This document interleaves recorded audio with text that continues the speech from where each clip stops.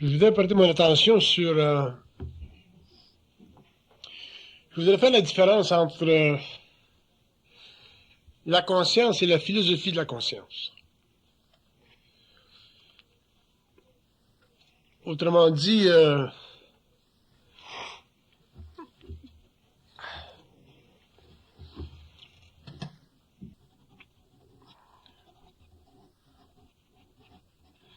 la raison pour laquelle je fais la différence entre la conscience et la philosophie de la conscience, c'est parce que dans la mesure où l'homme pense, dans la mesure où l'homme réfléchit, dans la mesure où il essaie de saisir la réalité, la sienne, ou celle qui est à l'extérieur de lui-même dans le monde, il est obligé d'inventer un catalogue d'idées afin de pouvoir saisir la réalité, mais à partir de son point de vue psychologique, c'est-à-dire en fonction de sa façon de penser, de sa manière de penser. Et l'homme a fait ça pendant des siècles. Et cette manière de penser, qui fait partie de la structure mentale de son ego, de l'architecture de son ego, lui permet au niveau de l'esprit, au niveau de son esprit, de s'amuser avec la forme, la pensée-forme, mais ne lui permet pas d'inventer sa réalité, c'est-à-dire de scruter sa propre infinité et de la faire apparaître à sa vue en utilisant un outil qu'on appelle le mot ou la parole. Et cette différence fait en sorte que l'homme a créé deux stages de réalité.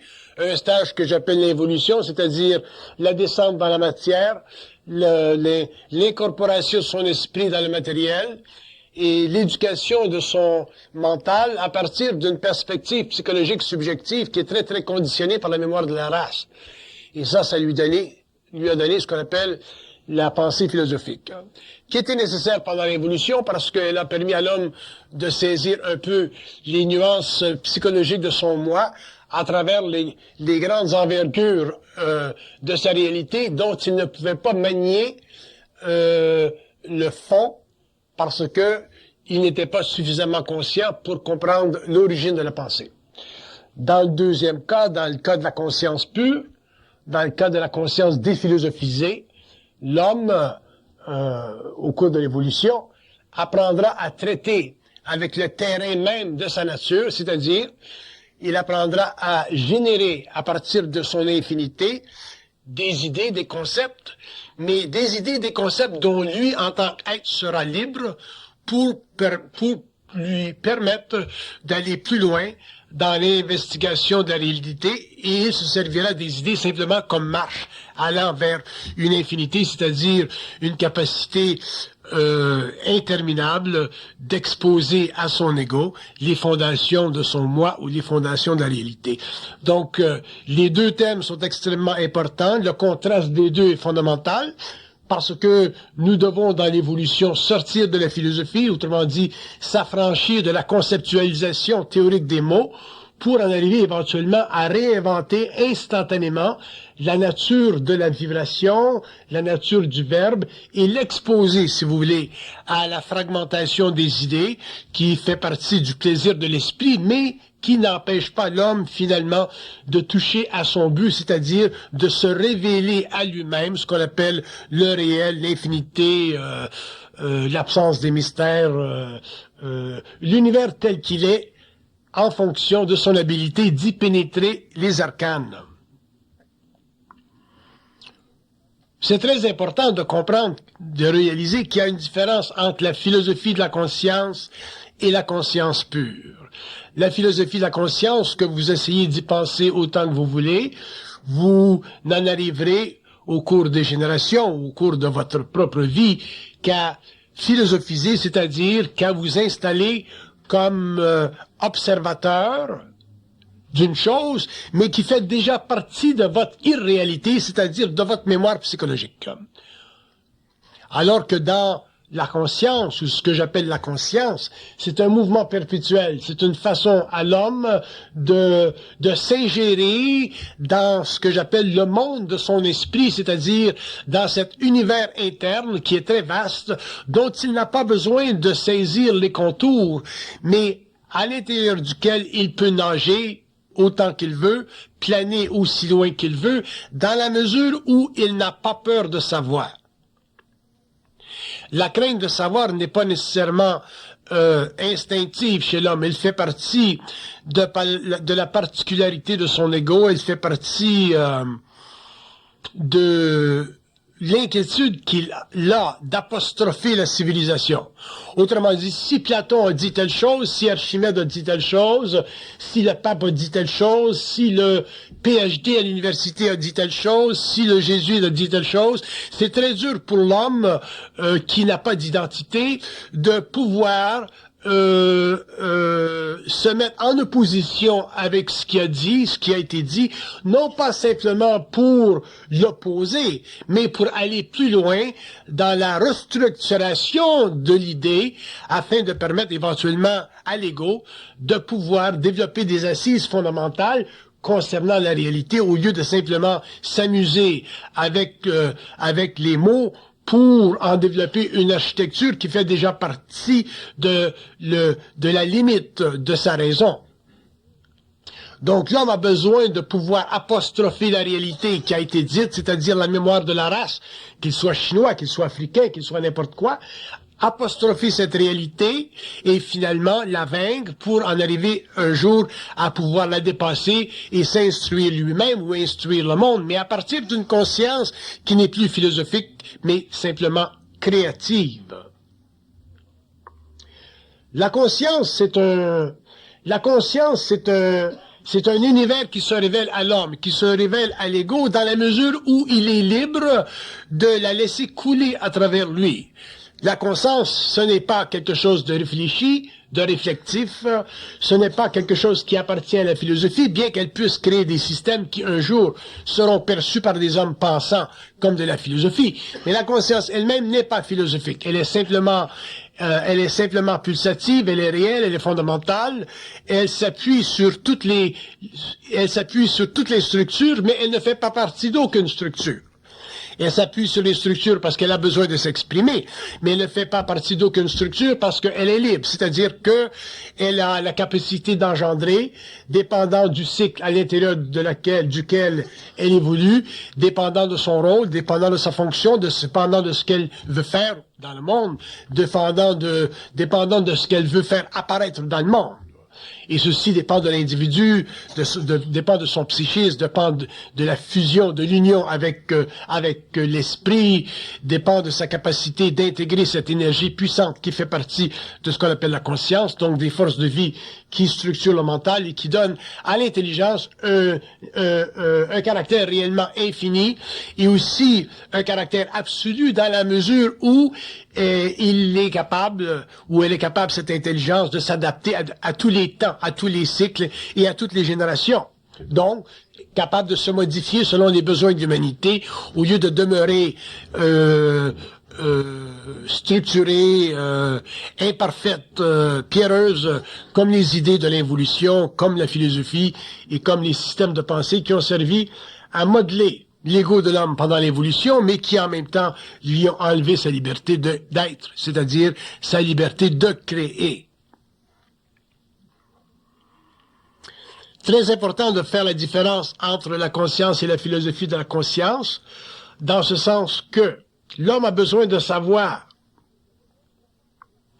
Et le besoin de savoir fait partie de la conscience, il fait partie de sa générosité.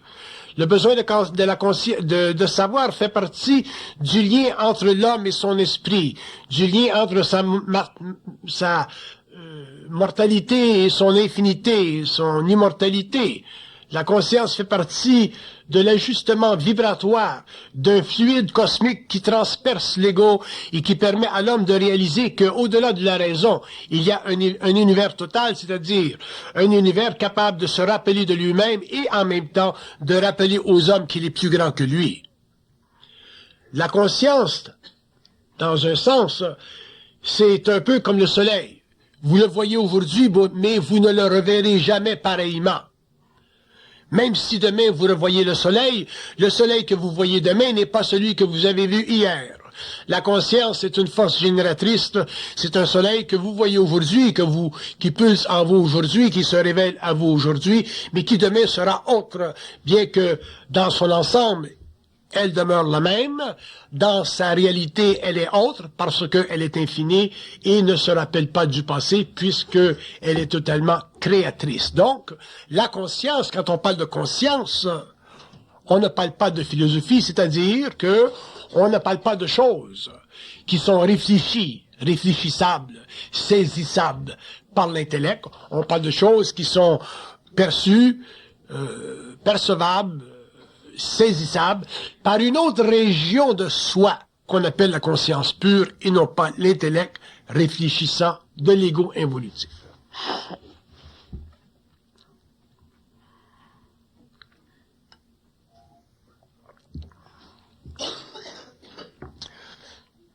Quand je parle de l'homme nouveau, que je parle de l'évolution, quand je parle des nouveaux temps, quand je parle des nouvelles générations, quand je parle de la conscience supramentale, quand je parle de conscience pure, je parle de l'élévation de la vibration de l'intelligence de l'homme, c'est-à-dire de la capacité chez l'homme de dépasser son ego réfléchissant pour en arriver finalement à pouvoir de lui-même nager, plonger, se mouvoir dans les eaux extrêmement subtiles de son esprit qui font partie de ce qu'on appelle la conscience pure. L'homme a été éduqué. Il a été éduqué parce que il n'avait pas les moyens, nous n'avions pas les moyens pendant l'évolution de le plonger directement dans une conscience pure parce que il devait développer des assises fondamentales au niveau de l'ego, une certaine architecture pour pouvoir supporter la puissance de l'esprit, la présence de l'esprit et ne pas au niveau de son ego perdre son esprit, c'est-à-dire devenir aliéné. Donc, l'homme a développé un ego solide, l'homme a développé une conscience architecturale lui permettant de saisir en surface, d'étudier en surface, d'observer avec une certaine profondeur les phénomènes de la vie à travers la science, la philosophie, la psychologie, la théologie et les différents systèmes qui ont servi à développer ce que nous appelons sur la Terre une civilisation. Mais la civilisation ne représente qu'une partie infime de l'homme. La civilisation, elle sert simplement aux masses humaines. La civilisation sert à protéger les humanités, les unités de conscience dans des structures fondamentalement dynamiques, mais aussi fondamentalement statiques, qui permettent à l'ego d'être suffisamment à l'aise au niveau des religions, des philosophies, des médecines, des sciences, pour pouvoir, sur le plan psychologique, travailler, se réinventer et avoir l'impression d'être intelligent. Donc, les civilisations ont donné à l'homme, que ce soit des civilisations chinoises, que ce soit la Renaissance, que ce soit la civilisation égyptienne, les Grecs, et ainsi de suite, ou les civilisations futures, elles ont donné à l'homme l'opportunité de sentir qu'il est intelligent. Mais cette capacité, cette opportunité de sentir qu'il est intelligent ne fait pas partie de la conscience de l'homme. Ça fait simplement partie de la conscience philosophique de l'homme, sa capacité en tant qu'être dit intelligent, de réfléchir, de mesurer, d'observer, d'analyser, de faire synthèse et de pouvoir, en regardant la thèse et l'antithèse, d'en arriver à une conclusion, une synthèse qui lui permet en tant qu'individu d'aller plus loin dans la recherche de l'inconnu.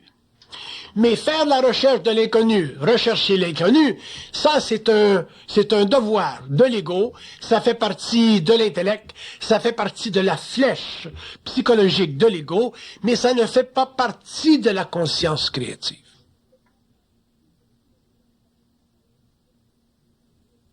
Ça fait partie de la philosophie de la conscience, la recherche de l'inconnu. Mais ça ne fait pas partie de la conscience pure. L'eau qui sort de votre robinet ne se pose pas la question si elle vient de la mer, ou si elle vient du lac, ou si elle vient de la rivière. Elle est en soi totale. Vous pouvez la boire, vous pouvez cuisiner avec elle, elle est en soi parfaite. La conscience, c'est la même chose. La conscience ne se demande pas d'où elle vient. La conscience ne se demande pas pourquoi elle est là. La conscience ne se demande pas si elle vient de la rivière, du lac ou de l'océan. La conscience, elle est créative. Elle est en soi totale. Vous pouvez cuisiner avec elle, vous pouvez la boire, mais vous n'avez pas besoin de la fragmenter pour l'étudier parce qu'elle n'est pas philosophique. Elle est intégrale. La conscience supramentale est intégrale. Elle n'est ni spirituelle, elle n'est ni matérielle. Elle se convient bien du monde spirituel parce qu'elle le comprend. Elle se convient bien du monde matériel parce qu'elle le comprend. Donc, elle n'est aucunement effrayée par la thèse et l'antithèse, par la polarité, par la spiritualité ou la matérialité. Elle est bien dans tous les mondes parce qu'elle les comprend tous les deux. Parce qu'elle est capable d'expliquer à l'homme qu'à l'origine de tout, il y a simplement une chose, de la lumière. Mais de la lumière, c'est quoi? De la lumière, c'est une vibration. Mais une vibration, c'est quoi? Une vibration, c'est un mouvement. Un mouvement de quoi? Pour l'homme, c'est un mouvement d'esprit. Qu'est-ce que c'est un mouvement d'esprit?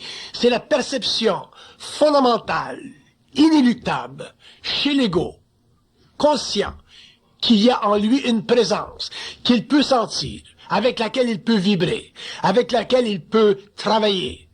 Et dans la mesure où il travaille avec elle facilement, il l'intègre facilement et il peut l'utiliser, cuisiner facilement. Ça, c'est la conscience en mouvement dans le monde.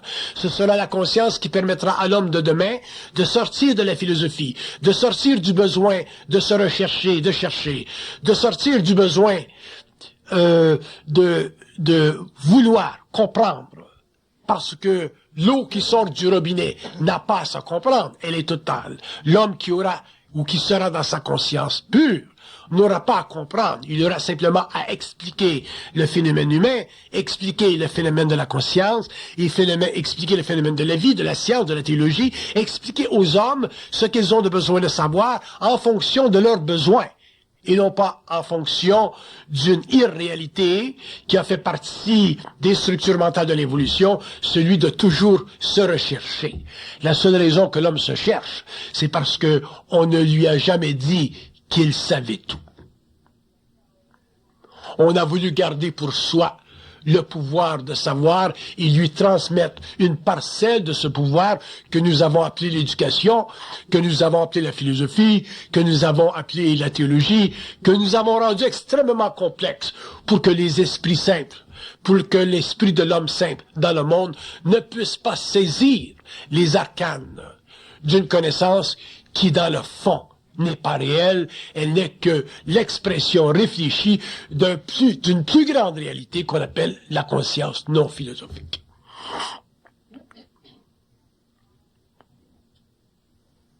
J'ai rencontré dans mon expérience des hommes, des femmes, des êtres très simples, des êtres très peu cultivés dans la forme, des êtres qui n'avaient jamais touché à l'idée de la conscience philosophique, mais des êtres qui étaient dans la conscience.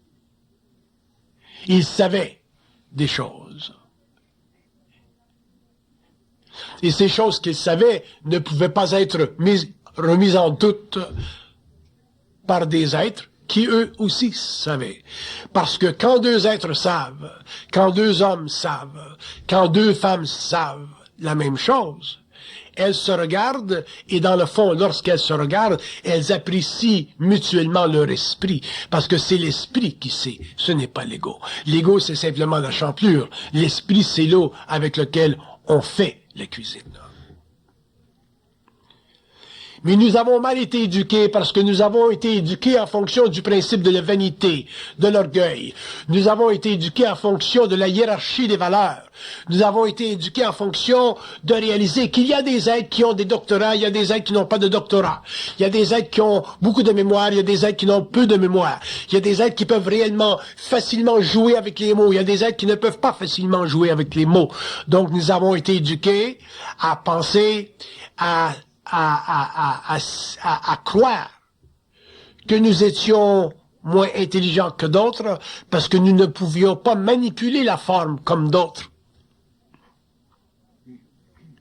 Et ça, c'est une grave erreur. Ça fait partie de l'évolution, ça fait partie des structures évolutives du mental réfléchissant de l'homme, ça fait partie du mensonge de la connaissance, ça fait partie du privilège d'accès à la vérité.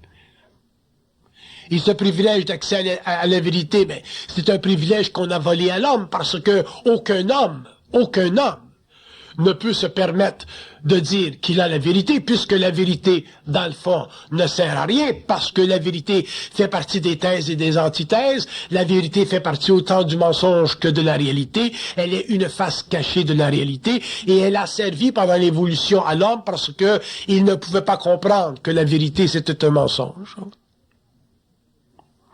Un mensonge qui sert pendant une certaine période aux Grecs, un mensonge qui sert pendant une certaine période aux Romains, un mensonge qui sert pendant une certaine période aux Jésuites, un mensonge qui sert pendant une certaine période à la Renaissance, un mensonge, c'est-à-dire une retenue d'information, c'est ça de la vérité. Si la vérité existait, ce qui était véritable pour les Égyptiens serait véritable pour les Français aujourd'hui, serait véritable pour les Italiens, serait véritable pour les Romains, serait véritable pour la Renaissance, serait véritable pour l'homme moderne, serait véritable pour l'Africain. Mais non, cette vérité, elle se fragmente. Elle devient islamiste, elle devient chrétienne, elle devient judaïque, elle devient bouddhique, elle devient védique, elle devient toutes sortes de choses. Pourquoi? Parce que l'homme pense, parce que sa conscience est philosophique.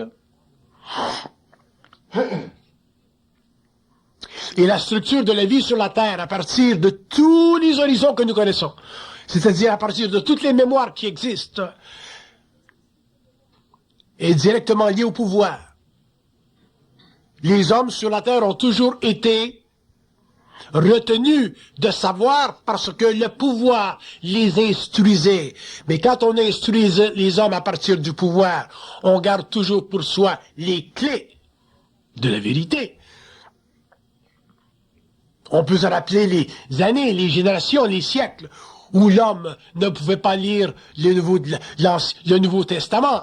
Ça faisait partie des clés, des privilèges de l'Église.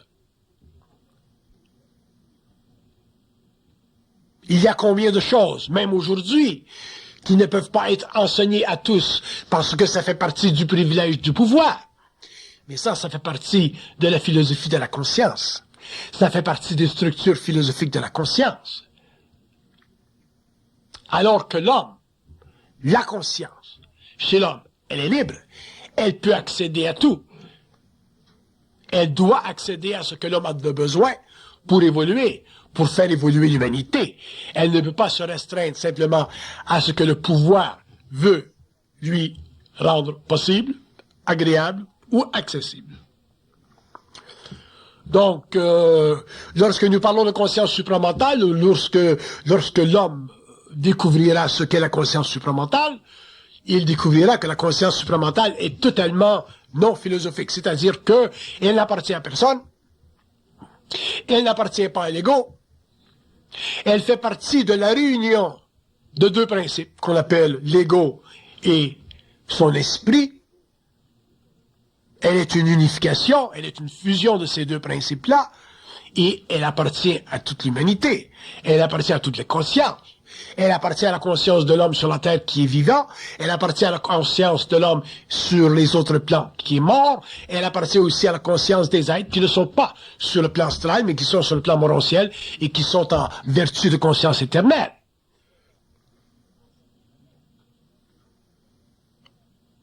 Donc, quel est le problème fondamental que nous faisons face ou auquel nous faisons face lorsque nous sommes des êtres éduqués, lorsque nous avons une conscience philosophique et lorsqu'on nous dit, ceux qui ont le pouvoir, que vous pouvez savoir ceci, mais vous ne pouvez pas savoir cela. Ou qu'on nous dit, comment pouvez-vous vous permettre de penser que vous savez ceci ou que vous savez cela. Qui êtes-vous pour nous dire, bon ben, Dieu existe ou Dieu n'existe pas? Parce qu'il y a des conventions, il y a des confréries sur la terre qui disent, ah, nous pouvons parler de Dieu, nous pouvons expliquer ce qu'est Dieu, mais vous ne pouvez pas le faire, vous devez écouter ce que nous vous disons. Nous avons fait les grandes études pour comprendre qu'est-ce que c'est Dieu.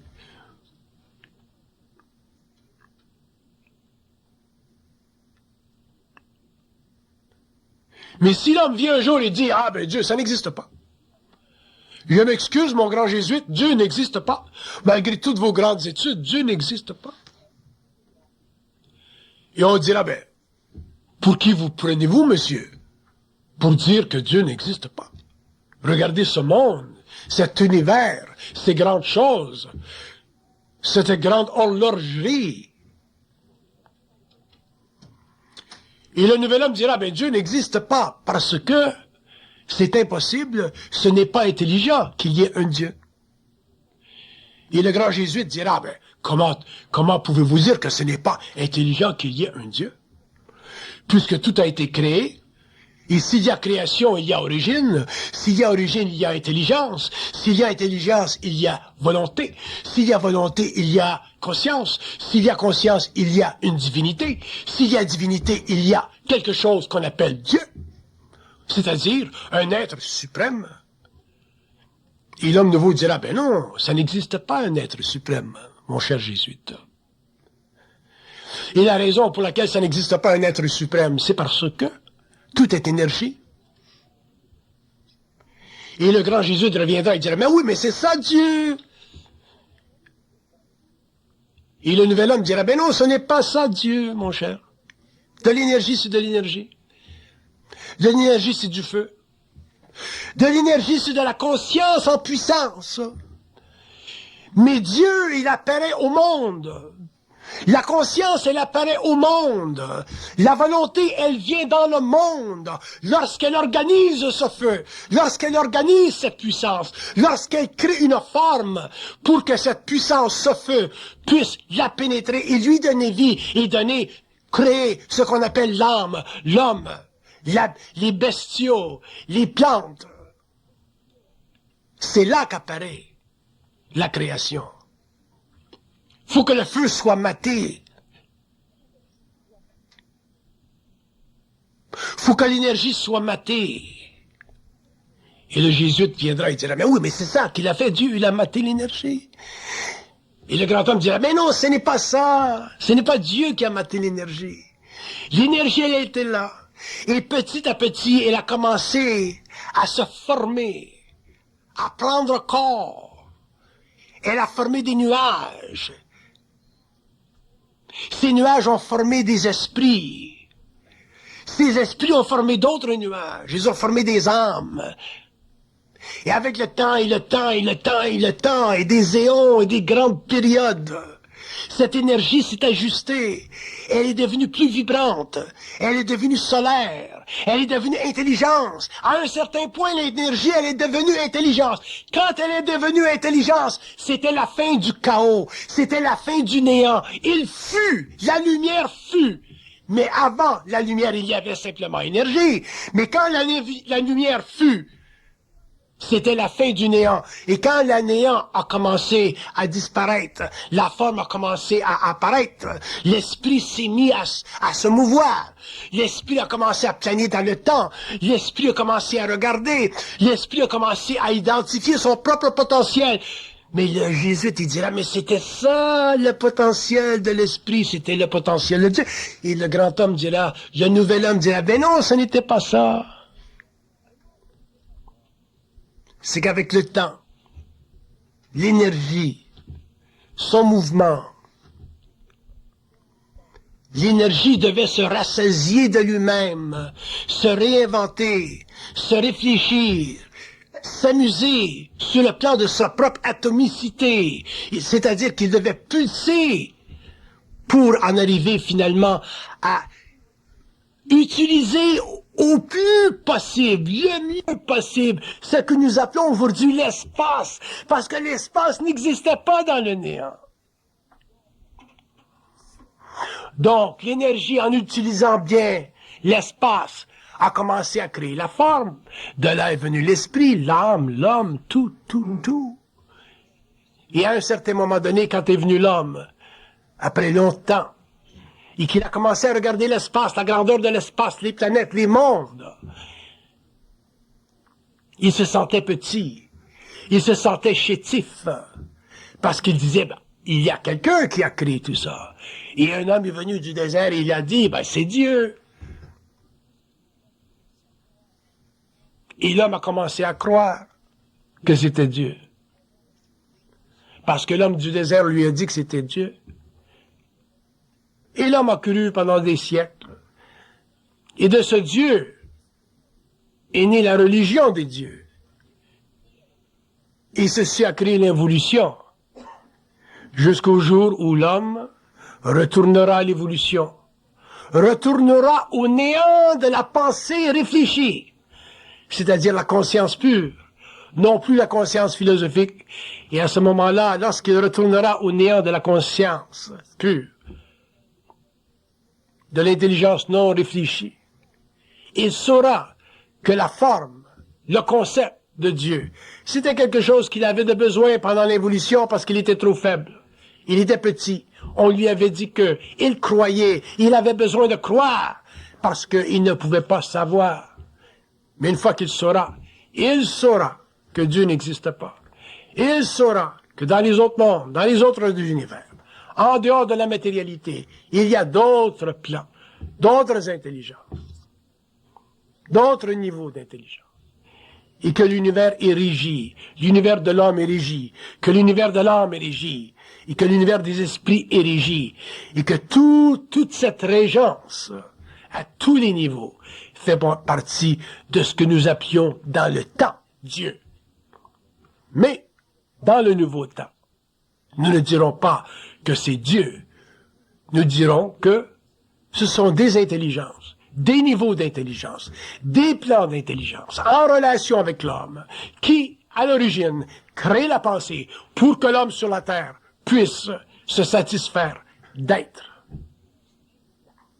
puisse se satisfaire de pouvoir créer, puisse se satisfaire de comprendre qu'à l'origine, au début de sa petite matérialité, il y a une infinité qu'on appelle son esprit, qu'on appelle un ajusteur de pensée, qu'on lui donne le nom qu'on veuille, à la mesure où on ne lui donne pas le nom de Dieu, pour que l'homme cesse d'être petit, pour que l'homme cesse d'être une créature du bon Dieu et devienne son propre créateur. C'est ça la conscience créative. C'est la différence entre la conscience réfléchie, entre la conscience philosophique que nous avons eue pendant des siècles, qui nous a servi dans un sens bien, dans un sens mal, mais qui nous a servi parce que nous n'avions pas d'autre moyen dans ce temps-là de savoir que Dieu n'existe pas, que la conscience créatrice est une pulsion, est un mouvement d'énergie, que de l'intelligence c'est de l'énergie.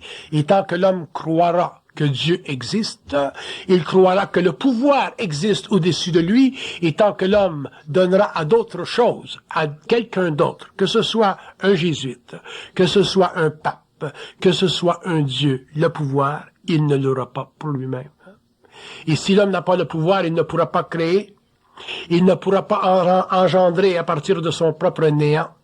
Il ne pourra pas travailler avec la forme et la manipuler de façon créative. Il ne pourra pas cuisiner avec l'eau qui sort du robinet. Parce qu'il aura l'impression qu'il est trop petit pour savoir.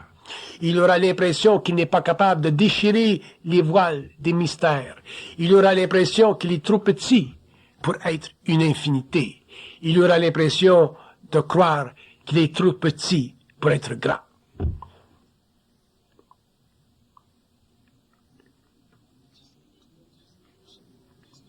Ça, c'est une introduction.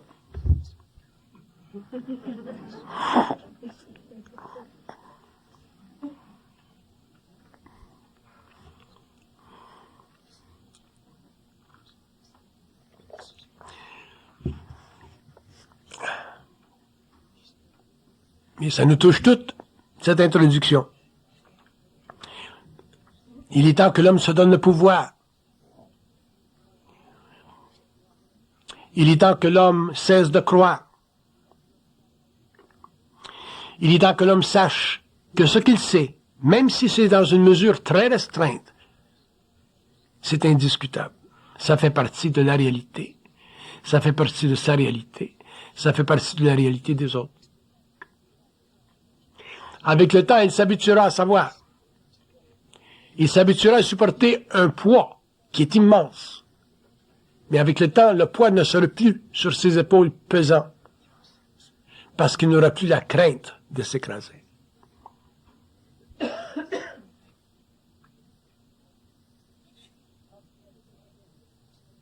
Alors, quand vous savez quelque chose, quand vous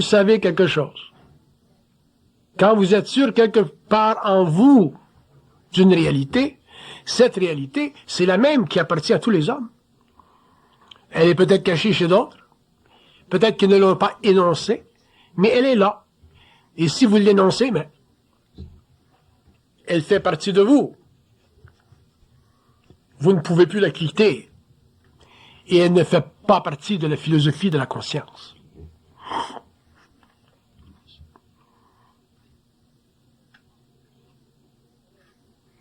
Il y a des gens parmi vous que je connais, avec lesquels j'ai eu des discussions. Des gens que j'ai écouté parler et qui m'ont dit des choses qui étaient réelles, qui faisaient partie de la conscience créative. Des hommes, des gens qui m'ont enseigné, des gens à qui j'ai été obligé de dire « Ah, ce que tu dis, c'est ça. Ce que tu dis, c'est réel. Merci de me le dire. »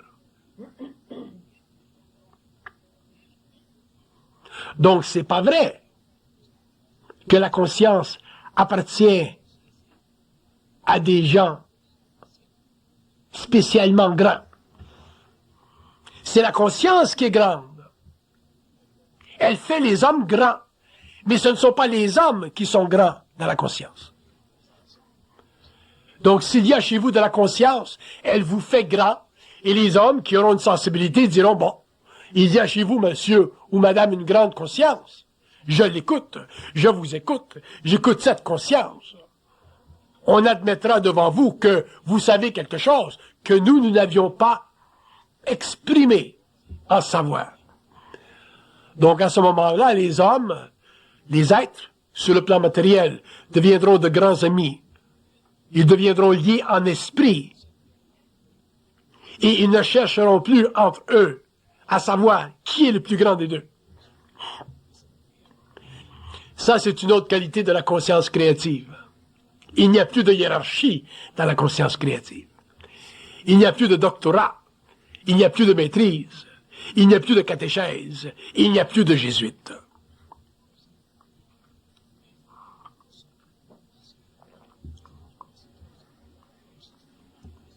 Autrement dit, il n'y a plus de vanité. Il n'y a plus d'orgueil. Il y a simplement la réalisation que l'homme, finalement, est arrivé sur le plan de l'évolution au terminal de son évolution. Il y a des hommes aujourd'hui sur la Terre qui savent. Il y a des hommes aujourd'hui sur la Terre qui ont une conscience créative. Il y a des hommes aujourd'hui sur la Terre qui sont seuls dans leur conscience créative, mais qui peuvent avec d'autres communiquer cette conscience créative. Mais dans une conscience créative, on est toujours seul. Mais seul avec d'autres qui sont seuls. Et si l'homme n'est pas prêt à supporter cette solitude, s'il n'est pas prêt à être seul avec ce qu'il sait, à vivre ce qu'il sait, à le communiquer avec ceux avec lesquels il peut le faire, s'il a besoin constamment d'être adulé,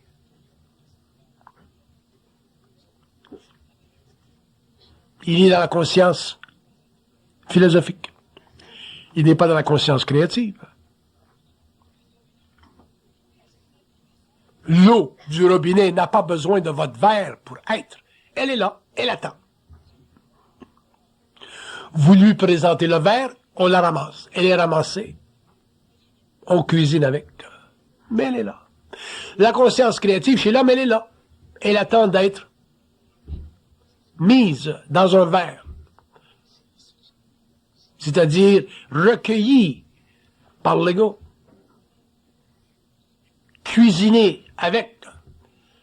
Transformée pour l'humanité, parce que ce que l'homme sait, ce n'est jamais pour lui. La connaissance, c'est pour soi. Quand on a un doctorat, c'est pour soi. Ah, moi j'ai un doctorat, monsieur. Je suis docteur en ci. Vous êtes quoi? Un petit menuisier? Ah, je ne parle pas à des menuisiers, parce que je suis un homme de grandes idées. Alors que l'homme qui a une conscience créatrice, il parle avec n'importe qui. Il peut parler avec n'importe qui.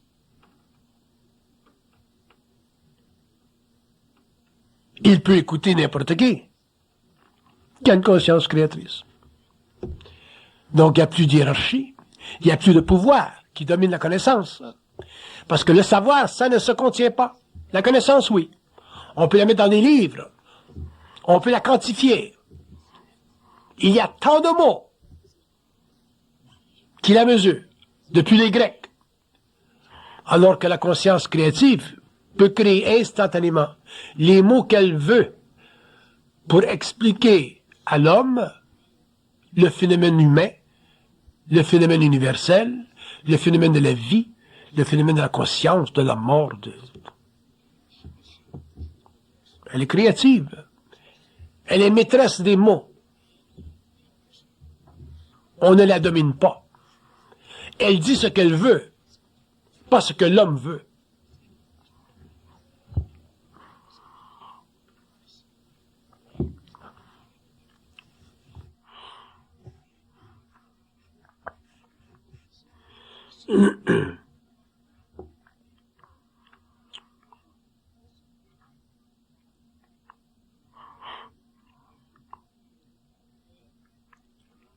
J'ai une sinusite aujourd'hui. Ça paraît quand je parle? Non? Excusez si je renifle comme un mufle.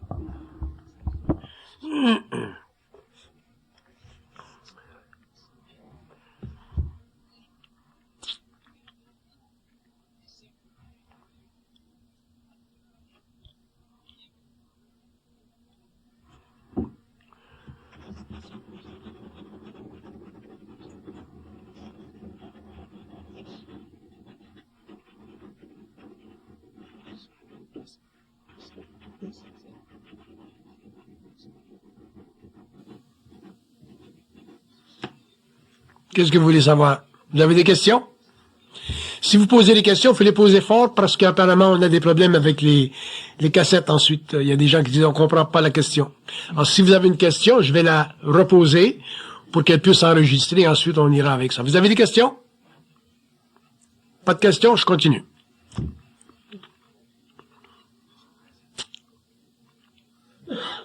Vous avez pas de questions? Pas une question. C'est bien.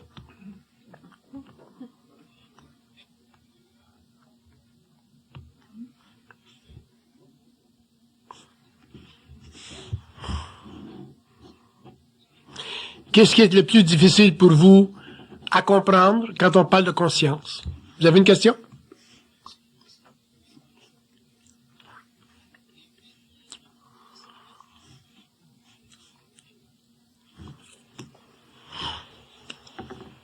Donc, si on fait de la voyance et qu'on regarde le phénomène de la conscience à partir des plans, regardez ce qu'ils disent. Quand on parle de conscience philosophique ou de conscience pure.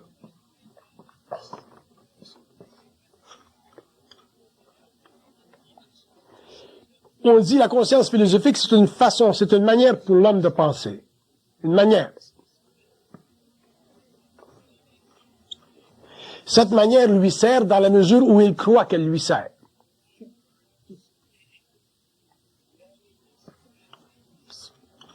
Mais en réalité, ça ne sert qu'à son ego. Et quand l'homme est dans une conscience philosophique, nous ne sommes plus là.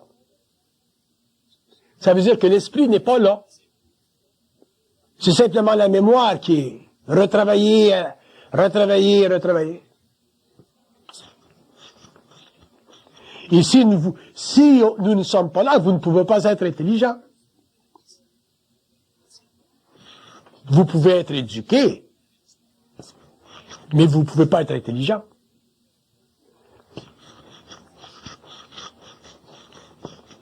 Parce qu'ils disent, être intelligent, c'est ne pas avoir besoin de comprendre. Avoir besoin de comprendre, c'est pas être intelligent. C'est déjà un signe qu'on ne l'est pas.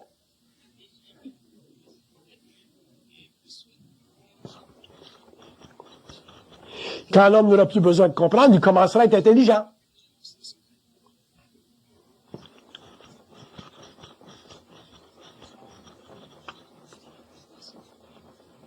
Mais l'homme a peur de savoir qu'il sait.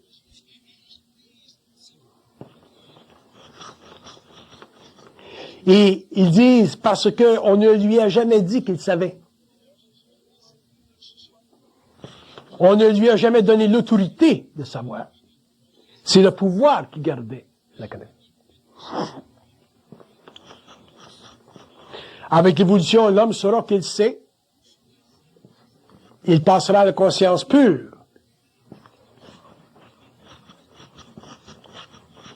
Et à ce moment-là, il sera en constante référence avec nous.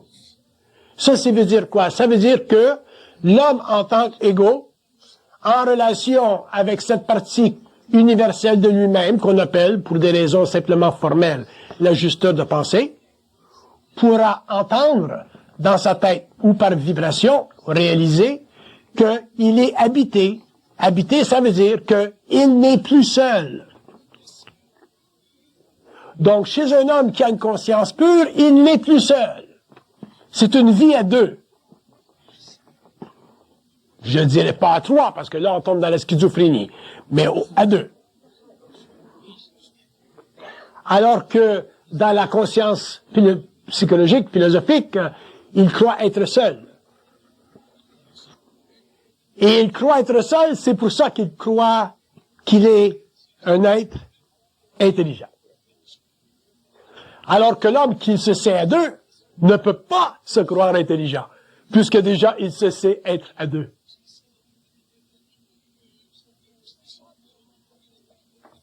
Ce serait impensable pour un homme qui a une conscience pure de croire qu'il est intelligent, puisqu'il sait qu'il est à deux. Parce que même s'il disait, ah, moi je suis intelligent, on lui dirait intérieurement, pas aussi intelligent que tu penses. Je suis là, oublie pas. Je te souffle. Alors que toi, tu te dégonfles.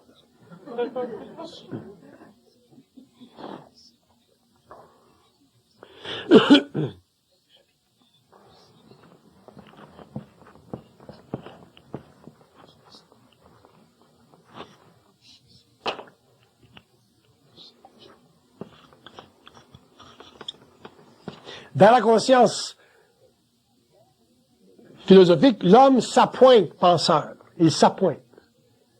Il s'appointe penseur.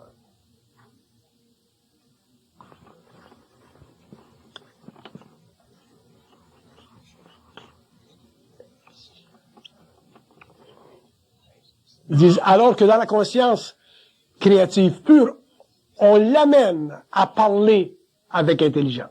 C'est pas pareil? C'est pas pareil? Dans la conscience philosophique, il s'appointe penseur, alors qu'ici, on l'amène à parler avec intelligence.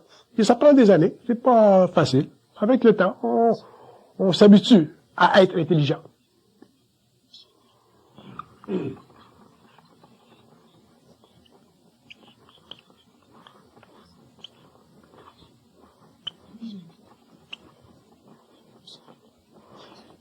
Dans la conscience créative, il est obligé de mettre de côté son ego parce que notre présence en lui est tellement grande qu'il est forcé de prendre conscience de nous. Alors que dans la conscience philosophique, l'ego prend toute la place.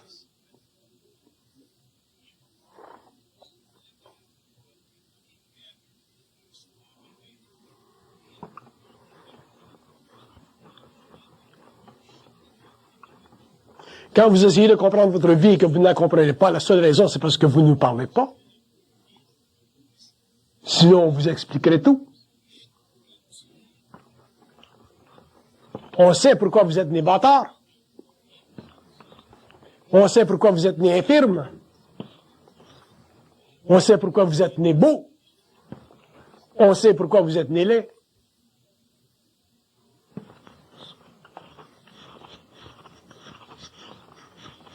Il y a des réponses à tous vos questionnements.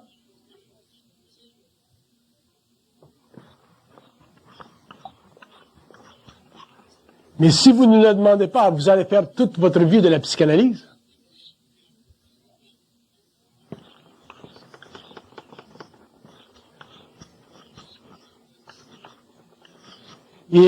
Et faire de la psychanalyse, c'est toute sa vie se compliquer la vie.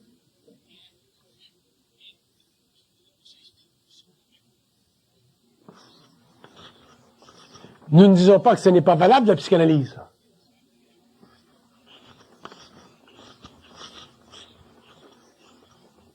Mais il dit, ce n'est pas suffisant pour vous amener aux frontières de l'âme. Vous ne pouvez pas comprendre votre âme. Vous ne pouvez pas comprendre votre vie. Vous ne pouvez pas comprendre pourquoi vous avez été violé à 17 ans à travers la psychanalyse. Il y a une raison pour laquelle vous avez été violé. Il y a une raison pourquoi vous êtes né mongol. Il y a une raison pour laquelle vous êtes né beau garçon, belle fille, riche, pauvre, ni en Afrique, ni en Amérique. Il y a des raisons. Ce n'est pas la psychanalyse qui va vous enseigner ces raisons. C'est l'ajusteur de pensée.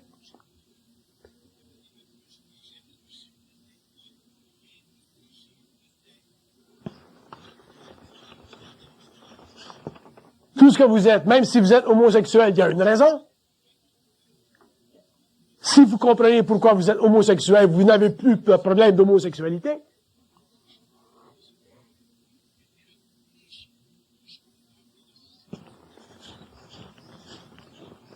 Il n'y a rien dans la vie qui n'est pas valable.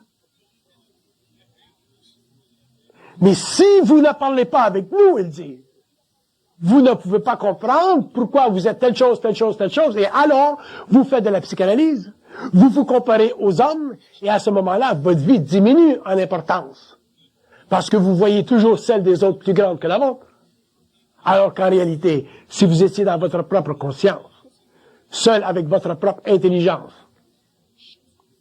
vous n'auriez pas de problème à être ce que vous êtes, à apprécier votre mesure, et vous ne sentiriez jamais que vous êtes en démesure de vous-même. Donc, pauvre, vous seriez riche. Riche, vous seriez plus riche.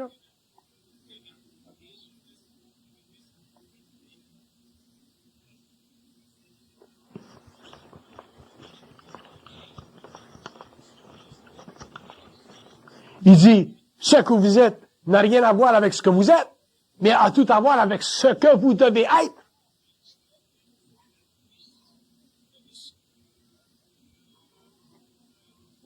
On est tous ce que l'on doit être.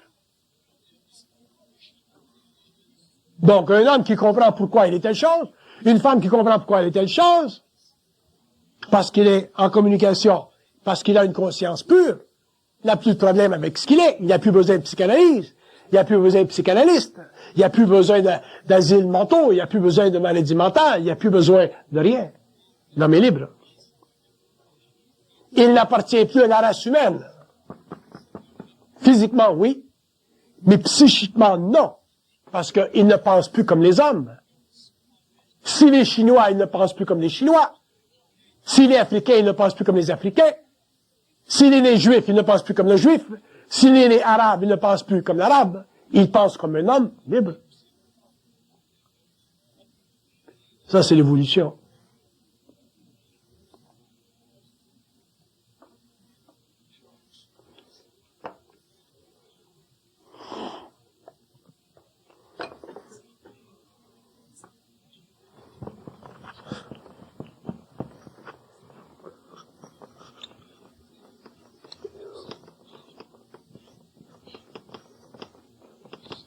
Il dit, vous pensez que vous n'avez pas besoin de nous, mais quand vous êtes dans la merde, vous allez à l'église. Donc, dans le fond, vous avez besoin de nous, mais vous ne savez pas ce que nous sommes. Donc, vous allez à l'église et vous fantomatisez notre réalité, vous lui donnez un nom, la Vierge, les esprits, les saints, Saint Christophe, le bon Dieu, alors qu'en réalité, nous sommes totalement autres. Et nous ne faisons pas partie de vos fantasmagories. Nous faisons partie d'un monde avec lequel nous pouvons parler à l'homme. Nous faisons partie d'un monde qui est à l'origine de la régie de ce que vous appelez la pensée. Nous donnons à l'homme le pouvoir de la pensée, sinon il serait simplement animal.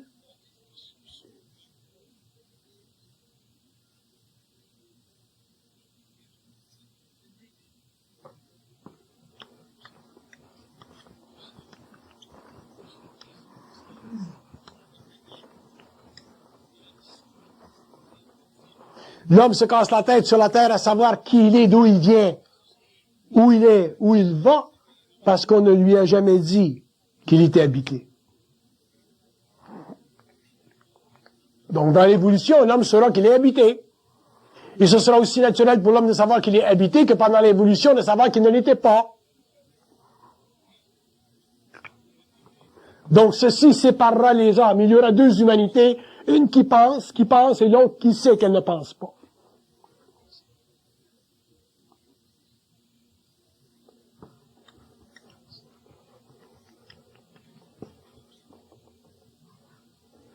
Donc, il dit, à partir de ce temps-là, il y aura des foyers d'intelligence sur la Terre qui naîtront dans différents pays, et petit à petit, au cours des siècles, des générations, et du temps et des temps, il y aura de plus en plus d'intelligence sur la Terre, de plus en plus de conscience sur la Terre, et un jour, il n'y aura plus d'hommes qui pensent. Ce serait la fin d'un cycle, et l'homme commencerait une nouvelle évolution, qu'on appelle pour le moment évolution jupitérienne. Et à ce moment-là, l'homme n'aura plus besoin de s'incarner dans la matière pour évoluer, parce que déjà son âme sera très liée avec l'esprit. Une fois que l'âme sera liée avec l'esprit, elle n'aura plus besoin d'expérience.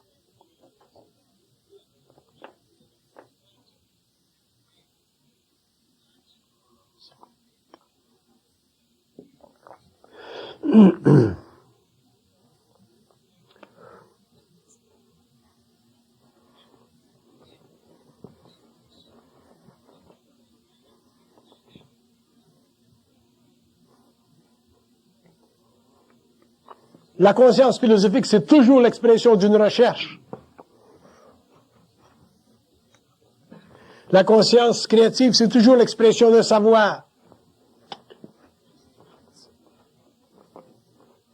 Et les deux sont séparés par l'ignorance. Question? Oui? Tout à l'heure, vous avez dit qu'il y en a qui entendent, puis d'autres c'est par la vibration. C'est quoi la différence entre les deux? C'est sans importance. Est-ce qu'on a compris pour le savoir? Quand vous saurez identifier ce qui se passe en vous, parce que chaque homme, chaque être est différent, quand vous saurez identifier ce qui se passe en vous qui est réel, ceci sera suffisant pour vous et vous n'aurez pas besoin de savoir ce qui se passe ailleurs. Vous vous habituerez à ce que vous êtes, vous vous habituerez à ce que vous ressentez, vous vous habituerez à ce que vous pouvez mesurer, sentir, et vous devrez rester avec ça. Donc, si c'est par vibration, si c'est par pensée, si c'est par communication, c'est sans importance, ce sera pour vous votre signe personnel qu'il y a chez vous de la vie. Il y a chez vous de l'intelligence naissante, donc de la conscience. N'occupez-vous jamais trop de comprendre les différences. Ne vous occupez jamais trop de savoir si vous êtes intelligent astralement ou si vous êtes intelligent mentalement. Sachez savoir simplement que si vous êtes intelligent, vous êtes intelligent. Et si vous êtes intelligent, personne ne peut venir et vous dire que vous ne l'êtes pas. Mais certains viendront et vous diront que vous ne l'êtes pas. Et à ce moment-là, ils testeront.